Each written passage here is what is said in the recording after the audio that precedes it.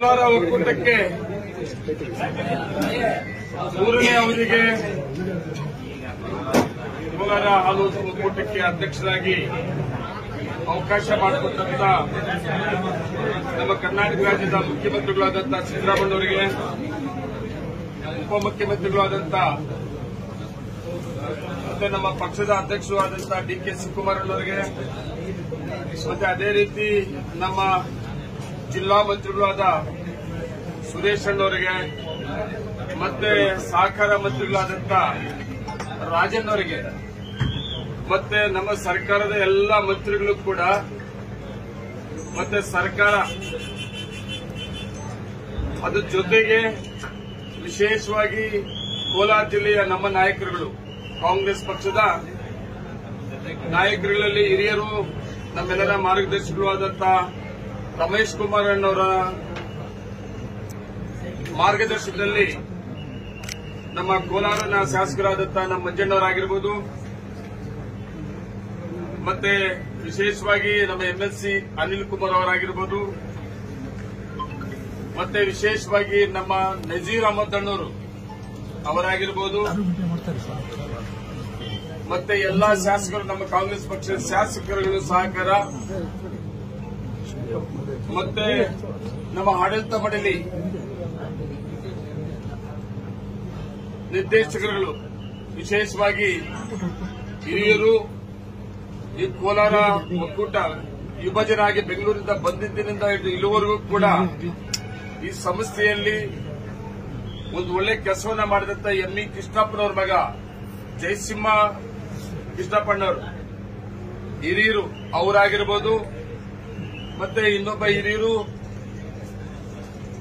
ನಿರ್ದೇಶಕರು ಈಗ ಆಯ್ಕೆಯಾಗಿರುವ ನಮ್ಮ ಶ್ರೀನಿವಾಸಪುರ ಅನ್ವೇಷಣರಾಗಿರ್ಬೋದು, ಮತ್ತೆ ಎರಡನೇ ಅವಧಿಗೆ ಮಹಿಳಾ ನಿರ್ದೇಶಕರಾಗಿ ಆಯ್ಕೆಯಾಗಿರುವ ಕಾಂತಕ್ಕ ಸೋಮಣ್ಣರಾಗಿರ್ಬೋದು, ಮತ್ತೆ ನಮ್ಮ ಶ್ರೀನಿವಾಸಪುರ ನೂತನವಾಗಿ ನಿರ್ದೇಶಕರಾಗಿ ಸಂಸ್ಥೆಗೆ ಬಂದಿರುವಂತಹ ನಮ್ಮ ಕೆ ಮಂಜು ಆಗಿರ್ಬೋದು, ಮತ್ತೆ ನಮ್ಮ ಕೋಲಾರ ತಾಲೂಕಿಂದ ನಮ್ಮ ರಮೇಶ್ ಅವರು ನೂತನವಾಗಿ ಆಯ್ಕೆಯಾದ ರಮೇಶ್ ಅವರಾಗಿರ್ಬೋದು,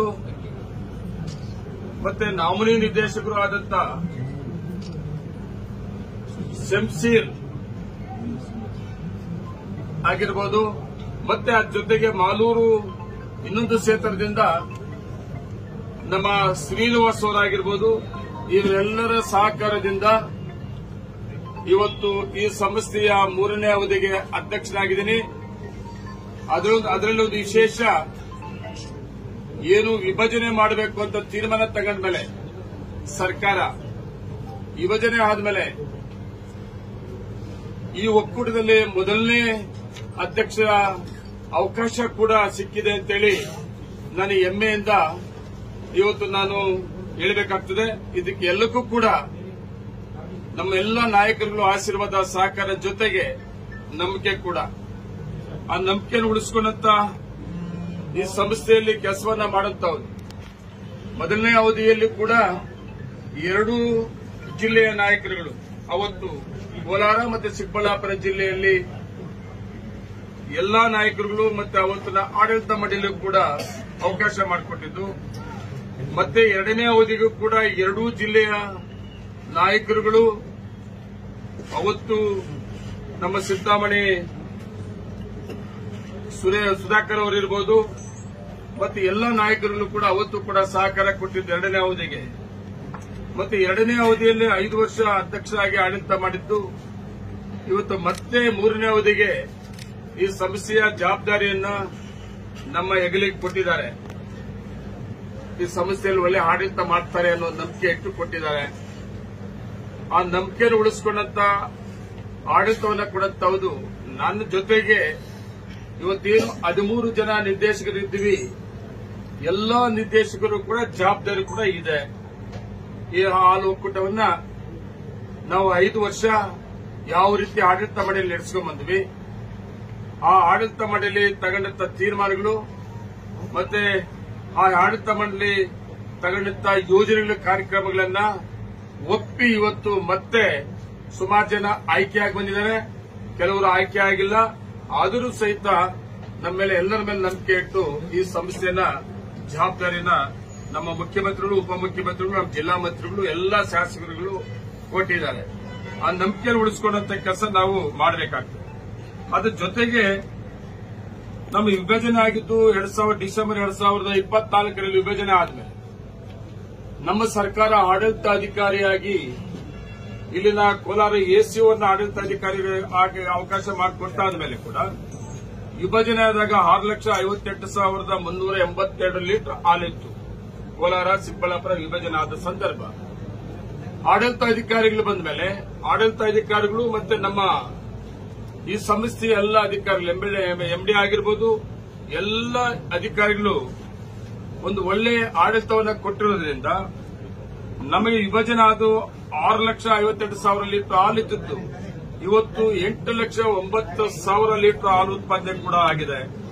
ಆ ಜೊತೆಗೆ ಹೆಚ್ಚಿಗೆ ಸಂಘಗಳನ್ನು ಕೂಡ ಹೆಚ್ಚಿಗೆ ಮಾಡುತ್ತಿರುವುದರಿಂದ ಹಾಲು ಉತ್ಪಾದನೆ ಹೆಚ್ಚಿಗೆ ಆಗಿದೆ. ಅದ್ರ ಜೊತೆಯಲ್ಲಿ ವಿಶೇಷವಾಗಿ ಹಾಲು ಉತ್ಪಾದನೆ ಕೋಲಾರ ಒಕ್ಕೂಟದಲ್ಲಿ ಜಾಸ್ತಿ ಆಗಿರುವುದಲ್ಲ, ಕರ್ನಾಟಕ ರಾಜ್ಯದಲ್ಲಿ 1,08,00,000 ಹಾಲು ಉತ್ಪಾದನೆ ಗುರಿಯನ್ನ ಮುಟ್ಟಿದ್ದು ಒಂದು ದಾಖಲೆ. ಅದು ಸನ್ಮಾನ್ಯ ಮುಖ್ಯಮಂತ್ರಿ ಸಿದ್ದರಾಮಯ್ಯ ಸಲ್ಲಬೇಕಾಗ್ತದೆ. ಕಾರಣ ಏನು ಅಂದ್ರೆ ಅವರು ಮೊದಲು ಮುಖ್ಯಮಂತ್ರಿಗಳಾದಂತಹ ಸಂದರ್ಭದಲ್ಲಿ ₹5 ಪ್ರೋತ್ಸಾಹಧನ ಕೊಡಬೇಕು ಹಾಲು ಉತ್ಪಾದಕರಿಗೆ ಅಂತಕ್ಕಂಥ ತೀರ್ಮಾನದ ಜೊತೆಗೆ ಎರಡನೇ ಅವಧಿಗೆ ಮುಖ್ಯಮಂತ್ರಿ ಆದಮೇಲೆ ₹4 ಹೆಚ್ಚುವರಿ ಗ್ರಾಹಕರಿಗೆ ರೇಟ್ ಅನ್ನ ಜಾಸ್ತಿ ಮಾಡಿ ಆ ₹4 ನೇರವಾಗಿ ಹಾಲು ಉತ್ಪಾದಕರಿಗೆ ಕೊಡುವಂತ ತೀರ್ಮಾನ ತಗೊಂಡಿದ್ದರಿಂದ ಇವತ್ತು ಆ ತೀರ್ಮಾನದಿಂದ ಮುಖ್ಯಮಂತ್ರಿ ತಗೊಂಡಿದ್ದ ತೀರ್ಮಾನದಿಂದ ಇವತ್ತು ಏನು ₹4 ಹೆಚ್ಚಿಗೆ ಮಾಡಿದ್ರು ಅದನ್ನ ನೇರವಾಗಿ ಹಾಲು ಉತ್ಪಾದಕರಿಗೆ ಕೊಡಬೇಕು ಅಂತೇಳಿ ಮುಖ್ಯಮಂತ್ರಿ ಸಿದ್ದರಾಮಯ್ಯ ತಗೊಂಡಿದ್ದ ತೀರ್ಮಾನದಿಂದ ಇವತ್ತು ಕರ್ನಾಟಕ ರಾಜ್ಯದಲ್ಲಿ ಎಲ್ಲಾ ಒಕ್ಕೂಟಗಳಲ್ಲೂ ಕೂಡ ಹಾಲು ಉತ್ಪಾದಕರು ಹೆಚ್ಚಿಗೆ ಆಗಿದ್ದಾರೆ. ಮತ್ತೆ ಹಾಲು ಉತ್ಪಾದನೆ ಕೂಡ ಹೆಚ್ಚಿಗೆ ಆಗಿದೆ. ಇವತ್ತು ನಮ್ಮ ಕೋಲಾರ ಒಕ್ಕೂಟದಲ್ಲಿ 8,09,000 ಹೆಚ್ಚಿಗೆ ಆಗಿದೆ ಅಂದ್ರೆ ಸನ್ಮಾನ್ಯ ಸರ್ಕಾರದ ಮುಖ್ಯಮಂತ್ರಿಗಳಾದ ಸಿದ್ದರಾಮಯ್ಯರಿಗೆ ಇವತ್ತು ಕರ್ನಾಟಕ ರಾಜ್ಯದ ಪರವಾಗಿ ಮತ್ತೆ ವಿಶೇಷವಾಗಿ ನಮ್ಮ ಒಕ್ಕೂಟದ ಪರವಾಗಿ ಕೂಡ ನಾವು ಧನ್ಯವಾದಗಳು ಕೂಡ ಹೇಳಬೇಕಾಗ್ತದೆ. ಇಂಥ ಒಂದು ವಾತಾವರಣದ ಸಂದರ್ಭದಲ್ಲಿ ಇವತ್ತು ಕೋಲಾರ ಒಕ್ಕೂಟದಲ್ಲಿ ಹಾಲು ಹೆಚ್ಚಿಗೆ ಉತ್ಪಾದನೆ ಮಾಡೋಕ್ಕೆ ಅತಿ ಹೆಚ್ಚಿನ ಅವಕಾಶಗಳಿದೆ. ಹಾಲು ಉತ್ಪಾದನೆ ಹೆಚ್ಚಿಗೆ ಮಾಡಬಹುದು. ನಾವು ವಿಭಜನೆ ಆಗೋಕೆ ಮತ್ತು ಸುಮಾರು 12 ಲಕ್ಷವರೆಗೂ ಕೂಡ ನಾವು 2 ಜಿಲ್ಲೆಯಲ್ಲಿ ಹಾಲು ಉತ್ಪಾದನೆ ಇತ್ತು. ಒಂದೇ ಸಾರಿ ನಾವು ವಿಭಜನೆ ಆದ್ಮೇಲೆ ಹಾಲು ಕಡಿಮೆ ಆಗಿದ್ದಲ್ಲ ಅನ್ನೋ ಒಂದು ಕೊರಗು ಕೂಡ ಬೇಜಾರು ಕೂಡ ಇದೆ.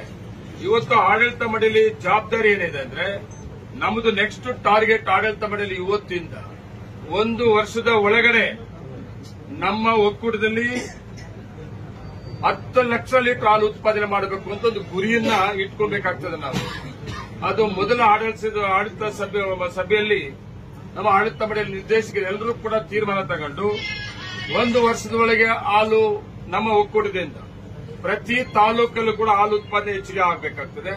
ಹಾಲು ಹೆಚ್ಚಿಗೆ ಆಗಬೇಕಾದ್ರೆ ಯಾವ ರೀತಿ ಮಾಡಬೇಕು ಅನ್ನೋದನ್ನು ಕೂಡ ಒಂದು ಯೋಜನೆಯನ್ನ ನಾವು ತಗಬೇಕಾಗ್ತದೆ. ಈಗಾಗಲೇ ಆಡಳಿತ ಅಧಿಕಾರ ಇದ್ದಂತ ಸಂದರ್ಭದಲ್ಲಿ ಸಂಘಗಳನ್ನು ಹೆಚ್ಚಿಗೆ ಮಾಡಿದ್ದರಿಂದ ಹಾಲು ಕೂಡ ಹೆಚ್ಚಿಗೆ ಆಗಕ್ಕೆ ಅವಕಾಶ ಸಿಕ್ಕಿದೆ. ಅದೇ ರೀತಿ ನಾವು 1 ವರ್ಷದಲ್ಲಿ ಸುಮಾರು 100ರಿಂದ 150 ಹಾಲು ಉತ್ಪಾದಕರ ಸಹಕಾರ ಸಂಘಗಳನ್ನ 6 ತಾಲೂಕಲ್ಲೂ ಕೂಡ ಹೆಚ್ಚಿಗೆ ಸಂಘಗಳನ್ನು ಮಾಡಿ ಹಾಲು ಉತ್ಪಾದಕರನ್ನು ಹೆಚ್ಚಿಗೆ ಮಾಡಿ 10 ಲಕ್ಷ ಲೀಟರ್ ಟಾರ್ಗೆಟ್ ಇಟ್ಕೊಂಡಿದ್ದು 1 ವರ್ಷಕ್ಕೆ ನಮ್ಮ ಹಾಲು ಉತ್ಪಾದನೆ ನಮ್ಮ ಒಕ್ಕೂಟದಲ್ಲಿ ಮಾಡಬೇಕು ಅಂತೇಳಿ ಕೂಡ ತೀರ್ಮಾನ ಮಾಡಿಕೊಂಡಿದ್ದೀವಿ. ಅದ್ರ ಜೊತೆಗೆ ವಿಶೇಷವಾಗಿ ನಮ್ಮಲ್ಲಿ ಹೊಸ ಹೊಸ ಯೋಜನೆಗಳು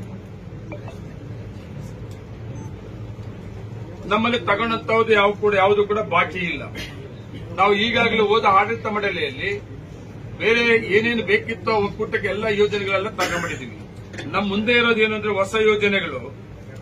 ನಾವು ಹಾಲು ಉತ್ಪಾದಕರಿಗೆ ಒಳ್ಳೆ ದರವನ್ನ ಕೊಡಬೇಕಾಗ್ತದೆ. ಅದಕ್ಕೂ ಕೂಡ ನಮ್ಮ ಆಡಳಿತ ಮಂಡಳಿ ಮೇಲೆ ಜವಾಬ್ದಾರಿ ಇದೆ. ಅದು ಕೂಡ ತೀರ್ಮಾನ ತಗೋಬೇಕಾಗ್ತದೆ.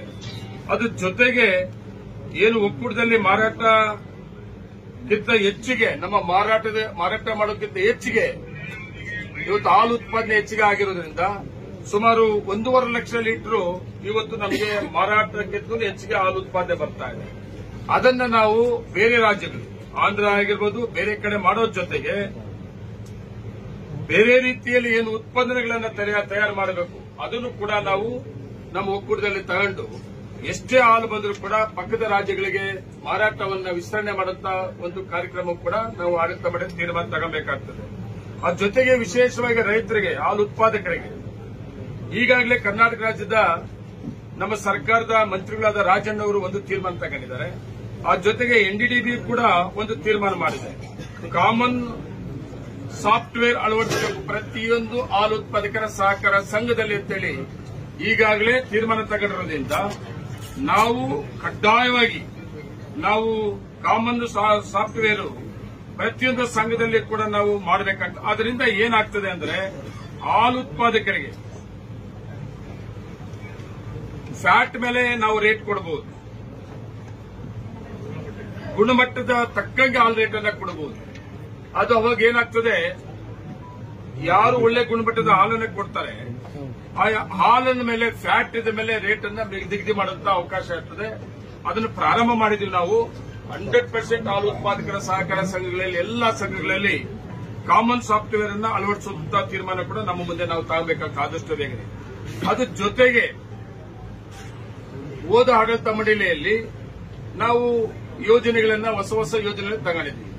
ಸುಮಾರು 40 ವರ್ಷ ಆಯಿತು, 40 ವರ್ಷಕ್ಕಿಂತ ಹೆಚ್ಚಿಗೆ ಆಯಿತು. ಬೆಂಗಳೂರಿಂದ ಕೋಲಾರ ವಿಭಜನೆ ಆಗಿ ಬಂದು ಹೊಸ ಯೋಜನೆಗಳನ್ನ ತಗೊಳ್ಳಕ್ಕೆ ಅವಕಾಶ ಸಿಕ್ಕಿರಲಿಲ್ಲ. ಅಂತ ಅವಕಾಶಗಳನ್ನ ನಾವು 5 ವರ್ಷ ಆಡಳಿತ ಮಂಡಳಿಯಲ್ಲಿ, ಅದ್ರ ಜೊತೆಗೆ 5 ವರ್ಷ ಆಡಳಿತ ಮಂಡಳಿ ಅನ್ನೋದಕ್ಕಿಂತಲೂ ಆ ಮಂಡಳಿಗೆ ಸಹಕಾರ ಕೊಟ್ಟಂತ ಸರ್ಕಾರ, ಸನ್ಮಾನ್ಯ ಮುಖ್ಯಮಂತ್ರಿಗಳು ಬರೀ 1.5 ವರ್ಷದಲ್ಲಿ ತಗೊಂಡಂತ ತೀರ್ಮಾನ ನಾವು ನಮ್ಮ ಸರ್ಕಾರ ಬಂದ ಮೇಲೆ ಮುಖ್ಯಮಂತ್ರಿಗಳ ಸಹಕಾರ ತಗೊಂಡು, ಜಿಲ್ಲಾ ಮಂತ್ರಿಗಳ ಸಹಕಾರ ತಗೊಂಡು, ನಮ್ಮ ಜಿಲ್ಲೆಯ ಶಾಸಕರ ಸಹಕಾರ ತಗೊಂಡು, ಆಮೇಲೆ ಸಹಕಾರ ಮಂತ್ರಿಗಳು ರಾಜನವರ ಸಹಕಾರ ತಗೊಂಡು ನಾವು 3 ಪ್ರಾಜೆಕ್ಟ್ಗಳನ್ನ ತಗೊಂಡ್ವಿ. ಏನು ಹಳೆ ಡೈರಿ ಇತ್ತು ಸುಮಾರು 40 ವರ್ಷದಿಂದ, ಅದನ್ನ ನಾವು ಹೊಸ ಯೋಜನೆಗಳನ್ನ, ಒಳ್ಳೆ ಟೆಕ್ನಾಲಜಿ ಯೋಜನೆಗಳನ್ನ ತಗೋಬೇಕು ಅಂತೇಳಿ MEK golden dairy, ME Krishnapura ಹೆಸರಲ್ಲಿ ಡೈರಿನ ಕಟ್ಟಬೇಕು ಅಂತೇಳಿ ಪ್ರಾರಂಭ ಮಾಡಿದ್ದು ಅದು ನಿಂತಿತ್ತು. ಅದನ್ನ ನಮ್ಮ ಸರ್ಕಾರ ಮುಖ್ಯಮಂತ್ರಿ ಸಹಕಾರದಿಂದ ಈಗಾಗಲೇ ಅದನ್ನ ಸುಮಾರು 250 ಕೋಟಿಯಲ್ಲಿ ಈಗಾಗಲೇ MEK ಗೋಲ್ಡನ್ ಡೈರಿನ ಪ್ರಾರಂಭ ಮಾಡಿ ನನ್ನ ಪ್ರಕಾರ ಒಂದು ಆದಷ್ಟು ಬೇಗನೆ ಮುಗಿತಾ ಇದೆ.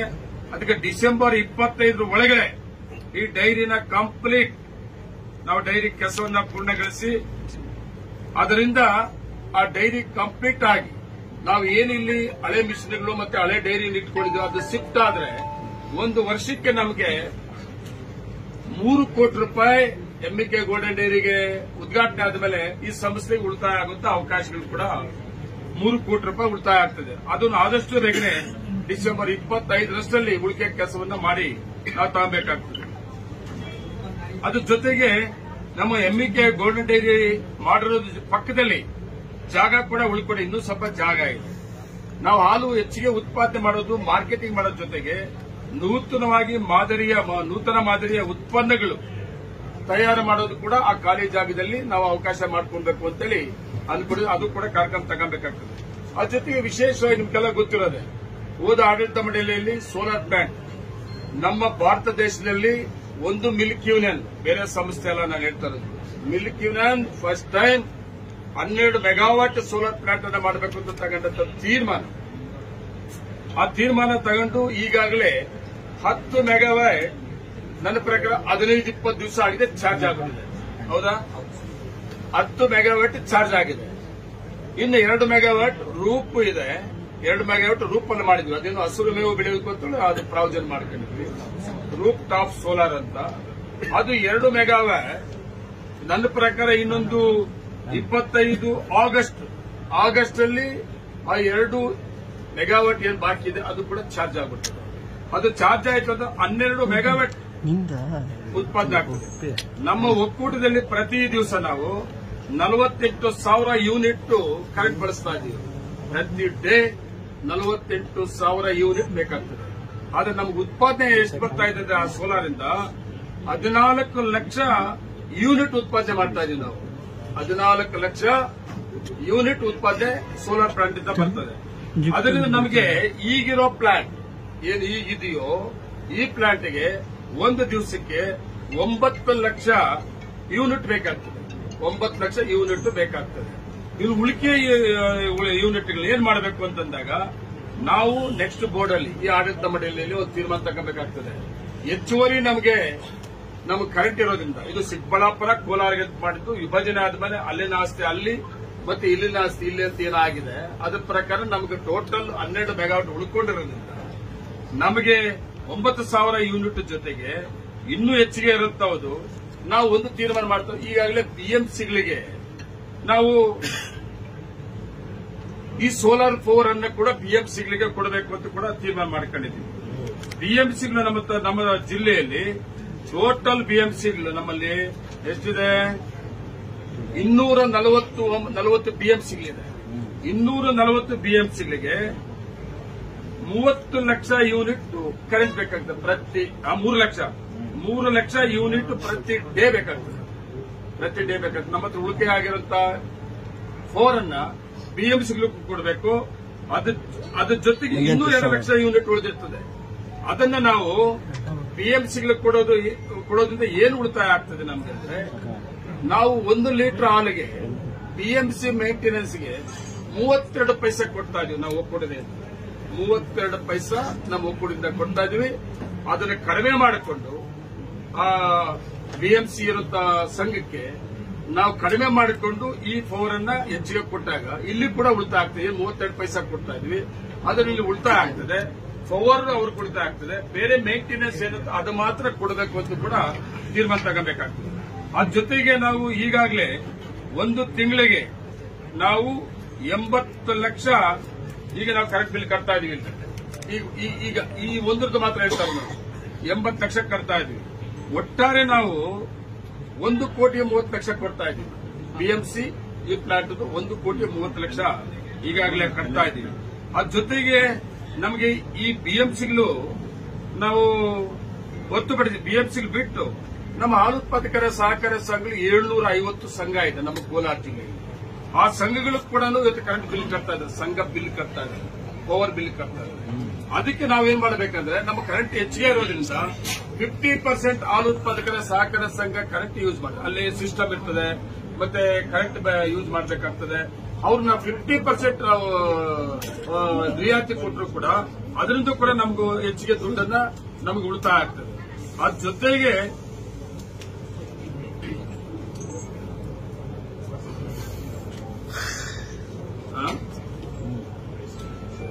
ಐಸ್ ಕ್ರೀಮ್ ಘಟಕ ಮಾಡಿದ್ವಿ. ಅದು ಅಲ್ಲಿ ಹೋಗಿದೆ. ಐಸ್ ಕ್ರೀಮ್ ಘಟಕ ಈಗಾಗಲೇ ಅಲ್ಲಿಗೆ ಹೋಗಿದೆ.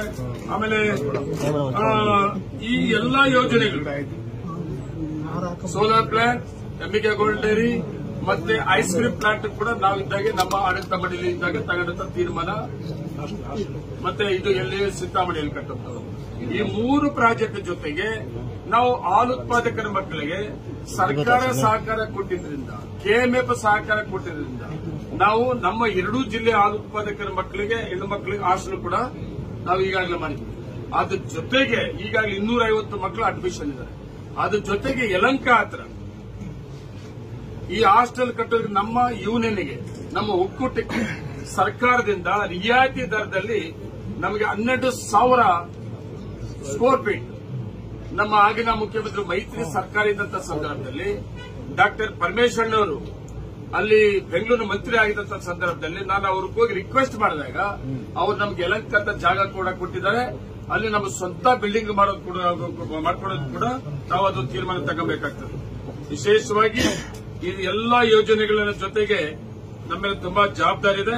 ಆ ಜವಾಬ್ದಾರಿಯುತವಾಗಿ ನಾವು ಈ ಒಕ್ಕೂಟವನ್ನ ನಡೆಸಿಕೊಂಡಂತ ಕೆಲಸ ನಾವು ನಮ್ಮ ಜಿಲ್ಲೆಯ ನಾಯಕರು ಮತ್ತೆ ಹಾಲು ಉತ್ಪಾದಕರು ಮತ್ತೆ ನಾವು ನಿರ್ದೇಶಕರು ನಾವು ಆ ಉತ್ಪಾದಕರು ಮತ್ತೆ ನಮ್ಮ ನಾಯಕರುಗಳಿಗೆ ನಂಬಿಕೆ ಉಳಿಸಿಕೊಳ್ಳುತ್ತ ಆಡಳಿತವನ್ನ ಕೊಡುತ್ತ ಕೆಲಸ ನಾವು ಮಾಡಬೇಕಾಗ್ತದೆ ಅಂತ ಹೇಳ್ತಾ, ವಿಶೇಷವಾಗಿ ಇನ್ನೇನು ಬೇರೆ ವಿಷಯ ಮತ್ತೆ ನೆಕ್ಸ್ಟ್ ನಮ್ಮ ಆಡಳಿತ ಮಂಡಳಿ ತಗೊಂಡಂತ ತೀರ್ಮಾನ ನಿಮಗೆ ಮಾಹಿತಿ ಕೊಡ್ತೇನೆ.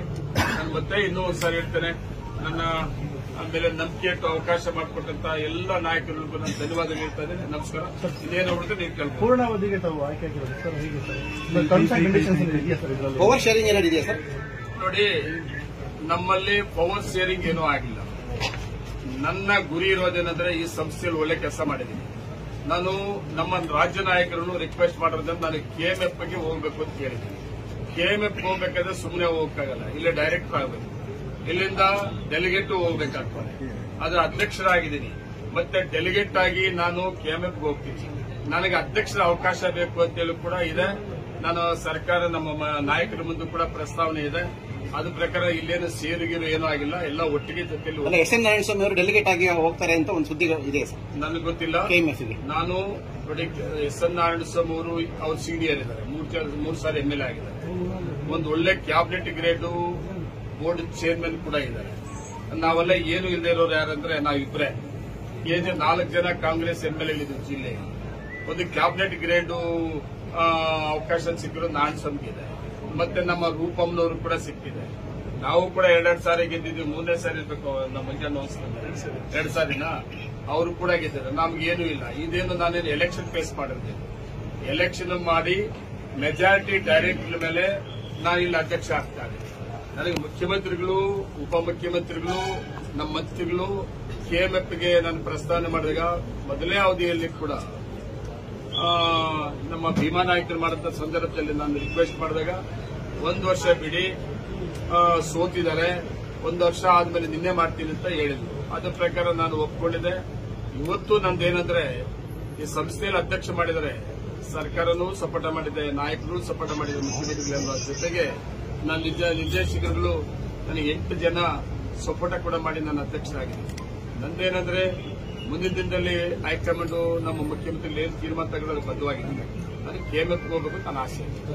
ಕೆ ಸುರೇಶ್ ಅವರು ಯಾವುದೇ ರೀತಿಯ ಭರವಸೆ ಕೊಟ್ಟಿಲ್ಲ. ನಾವು ಅವತ್ತು ಮಾತಾಡಿದಾಗ ಸಮಾಧಾನ ಮಾಡಬೇಕು, ಹೈಕಮಾಂಡ್ ಏನಾದ್ರು ಕಂಡೀಷನ್ ನಾರಾಯಣಸ್ವಾಮಿ ಅವ್ರನ್ನ ಸಮಾಧಾನ ಮಾಡೋದು ಹೈಕಮಾಂಡ್ ಬಿಟ್ಟಿದ್ದು. ನಮ್ಗೆ ಕಂಡೀಷನ್ಸ್ ಈ ತರ ಎಲ್ಲೂ ಕೂಡ ಆಗಿಲ್ಲ. ನೆನ್ಪಿಟ್ಕೊಡ್ರಿ, ಯಾವುದೂ ಕಂಡೀಷನ್ಸ್ ಆಗಿಲ್ಲ. ನೋಡಪ್ಪ, ಕೆಎಂಎಫ್ಗೆ ನನ್ನ ಮಾಡ್ತೀನಿ ಅಂತ ಹೇಳಿದ್ದಾರೆ. ನಾನು ಕೆಎಂಎಫ್ಗೆ ನಾನು ಹೋಗ್ಬೇಕಾದ್ರೆ ಇಲ್ಲಿ ಅಧ್ಯಕ್ಷರಾಗೋ ಜೊತೆಗೆ ಡೆಲಿಗೇಟ್ ಕಡ್ಡಾಯ ಹೋದ್ರೆ ಮಾತ್ರ ಕೆಎಂಎಫ್ ನಾನು ಕೇಳಬಹುದು. ಇದು ನನಗೆ ಎಲ್ಲಿ ಕೂಡ ನಿಮ್ಮ ಕಂಡೀಷನ್ ನೀವು ಅಧ್ಯಕ್ಷರಾಗಿ ಇಲ್ಲ ಡೆಲಿಗೇಟ್ ಇನ್ನೊಬ್ಬರು ಕೊಡಿ ಅಂತ ನನ್ನ ಹೈಕಮಾಂಡ್ ನಮ್ಮ ನಾಯಕರು ಯಾರು ನನ್ನ ಹತ್ರ ಮಾತಾಡಿಲ್ಲ. ಅಂತ ಸಂದರ್ಭ ಕೂಡ ಅದಲ್ಲ. ಈಗ ಟೋಟಲಿ ಸ್ಟೇಟ್ ಅಲ್ಲಿ ಎಲ್ಲ ಒಕ್ಕೂಟಗಳು ಎಲೆಕ್ಷನ್ ನಡೆದ ಮೇಲೆ ಕೆಎಂಎಫ್ ಎಲೆಕ್ಷನ್ ನಡೀತದೆ. ಕೆಎಂಎಫ್ ಎಲೆಕ್ಷನ್ ನಡೆದ ಟೈಮಲ್ಲಿ ಕೆಎಂಎಫ್ ಅಂತ ಲೆಟರ್ ಬರ್ತದೆ, ನಿಮ್ಮ ಇದರಿಂದ ಡೆಲಿಗೇಟ್ ಕಳಿಸ್ಕೊಡಿ, ನಿಮ್ಮ ಒಕ್ಕೂಟದಿಂದ ಒಂದು ಡೆಲಿಗೇಟ್ ಕಳಿಸಿ ಅಂತ ಅವಾಗ ಬರ್ತದೆ. ಅವತ್ತು ಆಡಳಿತ ಮಂಡಳಿ ಏನಿದ್ವಿ ನಾವು, ಆಡಳಿತ ಮಂಡಳಿಯಲ್ಲಿ ನಿರ್ದೇಶಕರು ಏನಿದ್ವಿ, ನಮ್ಮ ಒಕ್ಕೂಟದಿಂದ ಕೆಎಂಎಫ್ಗೆ ಯಾರ ಡೆಲಿಗೇಟ್ ಹೋಗ್ಬೇಕಂತ ತೀರ್ಮಾನ ತಗೊಂಡು ಆಡಳಿತ ಮಂಡಳಿ. ಹೌದು, ಕಾಂಗ್ರೆಸ್ MLA ಅಲ್ವಾ, ಅವ್ರ ಸಪೋರ್ಟ್ ಇಲ್ವಾ? ಇವತ್ತು ಗೈರಾಗಿದ್ದಾರೆ ಸರ್ ಚುನಾವಣೆಗೆ. ಅವರು ಏನು ಮೆಜಾರಿಟಿ ಇತ್ತಲ್ಲ, ಅವರೇನು ಬೇರೆ ಕೆಲಸ ಇರಬಹುದು, ಅವ್ರು ಗೈರಾಜರಾಗಿರ್ಬೋದು. ಯಾಕೆ ಹೇಳಿದಿನಲ್ಲ ಕಾಂಗ್ರೆಸ್ ಶಾಸಕರು ಅಂತ. ಇನ್ನ ಪಕ್ಕದಾಗಿದ್ರು ಮಂಜಣ್ಣ ಹೆಸರು ಹೇಳಿದೆ, ಈ ಪಕ್ಕದಾಗಿದ್ರು ಅನಿಲ್ ಹೆಸರು ಹೇಳಿದೆ. ನನಗೆ ಕಾಂಗ್ರೆಸ್ ಶಾಸಕರು ಅಂದ್ರೆ ಯಾರು? ಎಕ್ಸ್ಟ್ರಾರನವರೇನು ನಾರಾಯಣಸ್ವಾಮಿ ರೂಪಮ್ನ ಬಿಟ್ಟ ಮೇಲೆ ಸಮೃದ್ಧಿ ಮಂಜು ಇಬ್ರು ಡೈರೆಕ್ಟರ್ಗಳು ಬಂದಿಲ್ಲ. ಇಲ್ಲ, ಡೈರೆಕ್ಟರ್ಗಳು ಅವ್ರಿಗೆ ಏನು ಕಾರಣ ಏನು ನನಗೆ ಗೊತ್ತಿಲ್ಲ. ಎಲ್ಲರಿಗೂ ಕೂಡ ಅಲ್ಲ ಸರ್, ಮುಂದಿನ ಈ ರೀತಿ ಏನಾದ್ರು ಸಮಸ್ಯೆ ಆಗುತ್ತಾ ಹೇಗೆ ಸರ್? ನೀವು ಹೇಗೆ ನಿಭಾಯಿಸ್ತೀರಿ ಸರ್ ಅದನ್ನ? ನೋಡಿ, ಇಲ್ಲಿ ಏನು ಮಾಡೋದೇನು ಬಾಕಿ ಇಲ್ಲ. ಸಮಸ್ಯೆ ನಡೆಸ್ಕೊಂಡು ಹೋಗ್ಬೇಕು, ಟೇಬಲ್ ಮೇಲೆ ಇಲ್ಲಿ ಸಮಸ್ಯೆ ನಡೆಸ್ಕೊಂಡು ಹೋಗ್ಬೇಕು. ಎಲ್ಲರೂ ಒಟ್ಟಿಗೆ ಕೂತು ಒಳ್ಳೆ ಒಳ್ಳೆ ತೀರ್ಮಾನ ತಗೊಂಡು ಸಮಸ್ಯೆ ನಡೆಸ್ಕೊಂಡು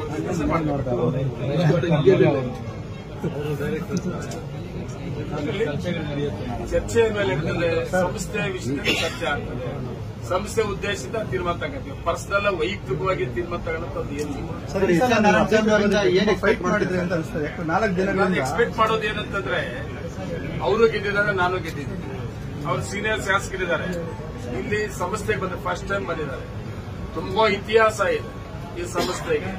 ಇಲ್ಲಿವರೆಗೂ ಎಷ್ಟು ಜನ ನಿರ್ದೇಶಕರಾಗಿದ್ದಾರೋ, ಎಷ್ಟು ಜನ ಅಧ್ಯಕ್ಷರಾಗಿದ್ದಾರೋ, ಈ ಸಂಸ್ಥೆಯನ್ನು ಕಟ್ಟಿದಾರಲ್ಲ, ಅದನ್ನ ನೆನಪು ಮಾಡಿಕೊಂಡು ಇವತ್ತು ಅವರು ಸೀನಿಯರ್ ಶಾಸಕರಾಗಿದ್ದು ಕೂಡ ಫಸ್ಟ್ ಟೈಮ್ ಇಲ್ಲಿ ನಿರ್ದೇಶಕರಾಗಿ ಬಂದಿದ್ರು ಕೂಡ ರಾಜಕಾರಣ ಬೇರೆ ರೀತಿಯಲ್ಲಿ ಮಾಡೋದು, ನಾವು MLA ರಾಜಕಾರಣ ಮಾಡೋದು ಬೇರೆ ರೀತಿ ಇರ್ತದೆ.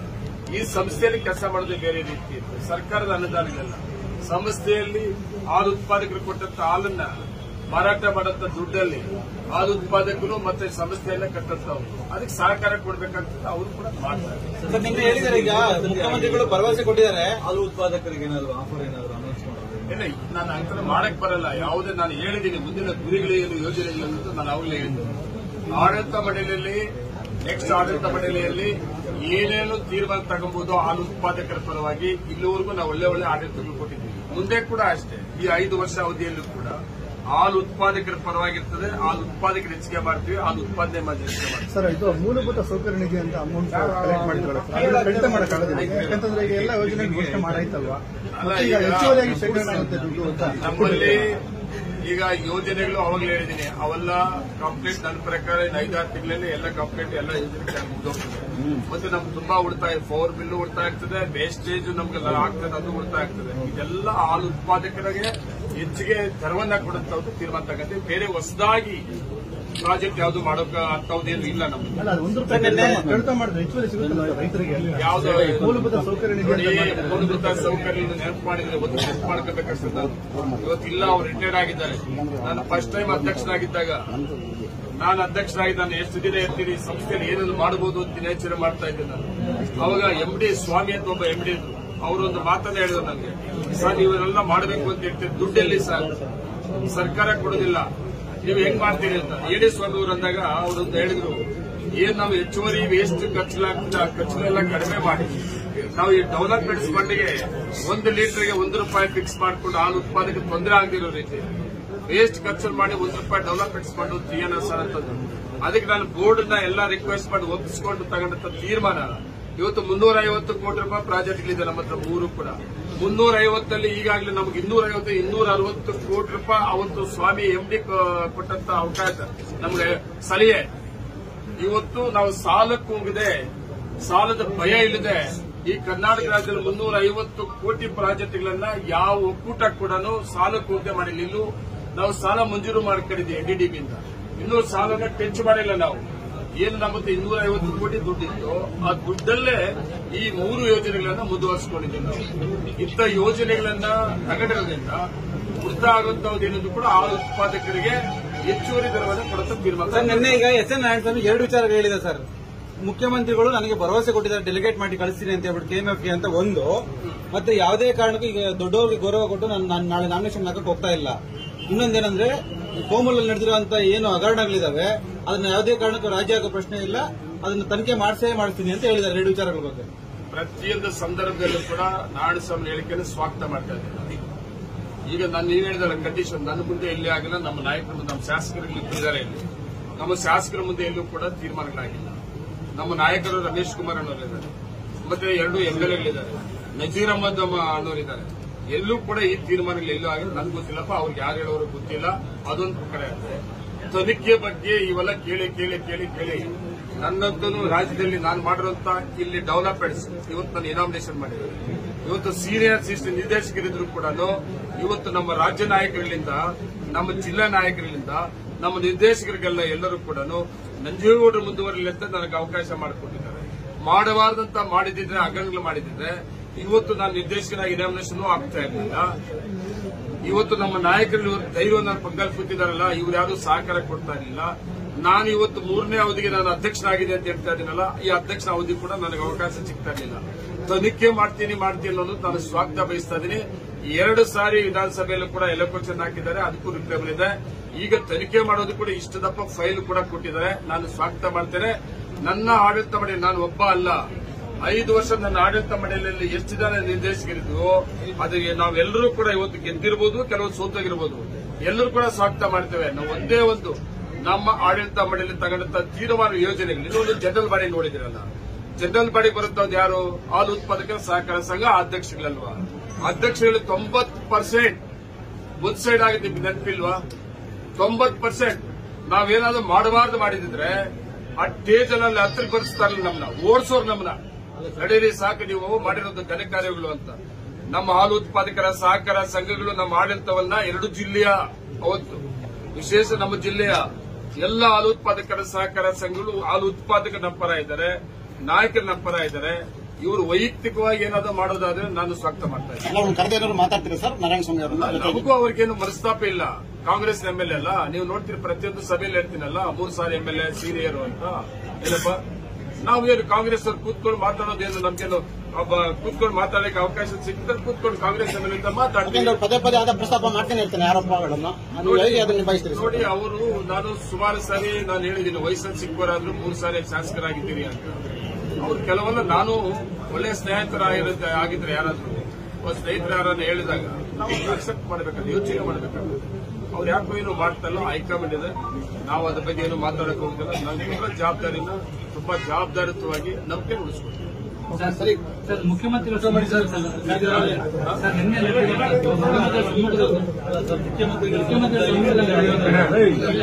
ಇಲ್ಲ ಯಾವುದೇ ಕಾರಣಕ್ಕೂ ಮುಖ್ಯಮಂತ್ರಿಗಳು ನಮ್ಮನ್ನೆಲ್ಲ ಕರೆದು ನಾವು ಮುಖ್ಯಮಂತ್ರಿ ಹೇಳೋದು ಒಂದೇ ಮಾತು. ಮುಖ್ಯಮಂತ್ರಿ ಹೇಳೋದು ಒಂದೇ ಮಾತು. ನನಗೆ ಹೇಳಿರೋದು ಅಷ್ಟೇ, ಬಂಗಾರಪೇಟೆ ಮೇಲೆ ಅವ್ರಿಗೆ ಹೇಳಿರೋದು, ನೋಡ್ರಿ ನಾವು ಯಾರು ತೀರ್ಮಾನ ಕೊಟ್ಟಿಲ್ಲ, ಸಿಂಬಲ್ ಎಲ್ಲ ಅವ್ರು ಗೆದ್ದಿಲ್ಲ, ಅವರು ಇಂಡಿಪೆಂಡೆಂಟ್ ಇರೋದು. ಏನ್ ಮೆಜಾರಿಟಿ ಡೈರೆಕ್ಟ್ ಸಿಗ್ತಾರೋ ಅದ್ರ ಪ್ರಕಾರ ಮಾಡ್ಕೊಂಡ್ ಬರ್ರಿ, ನಾನು ಎಂಟ್ರಿ ಆಗಲ್ಲ ಅಂತ ಹೇಳೋರು ಯಾರೋ ಮುಖ್ಯಮಂತ್ರಿ. ಇವತ್ತು ಅದ್ರ ಪ್ರಕಾರ ಇಲ್ಲ ಆಗಿದೆ. ನಾಳೆ ಬೆಳಿಗ್ಗೆ ಮುಖ್ಯಮಂತ್ರಿ ನಮ್ಗೆ ಕರೆದಿಲ್ಲ, ಕರೆದ್ರೆ ನಾವು ಹೋಗ್ತೀವಿ. ಹೈಕಮಾಂಡ್ ಮುಖ್ಯಮಂತ್ರಿ ನಮ್ಗೆ ವಿಶೇಷವಲ್ವಾ, ನಮ್ಮ ಪಕ್ಷ ಅಧ್ಯಕ್ಷರು, ನಮ್ಮ ಜಿಲ್ಲಾ ಮಂತ್ರಿಗಳು ಏನಾದ್ರೂ ಕರೆದ್ರೆ ಹೋಗ್ತೀವಿ. ಅವ್ರು ಏನ್ ಹೇಳ್ತಾರೋ ಅಂತ ಹೇಳ್ತೀವಿ. ಸಬ್ಸಿಡಿ ಏನಾದ್ರು ಜಾಸ್ತಿ ಆಗುತ್ತೆ ಸರ್? 5 ರೂಪಾಯಿ ಇದೆ ಈಗ ಪ್ರೆಸೆಂಟ್, ಅದನ್ನ 1 ರೂಪಾಯಿ ಜಾಸ್ತಿ ಮಾಡಬೇಕು ಅಂತ ನೀವು ಭರವಸೆ ಕೊಟ್ಟಿದ್ದೀರಿ. ಸರ್ಕಾರದ ಮುಂದೆ ಇದೆ, ಸರ್ಕಾರ ಮುಖ್ಯಮಂತ್ರಿ ತೀರ್ಮಾನ ತಗೊಳ್ಳುತ್ತೋ ಅದು ನನಗೆ ಕೊಡುತ್ತೆ.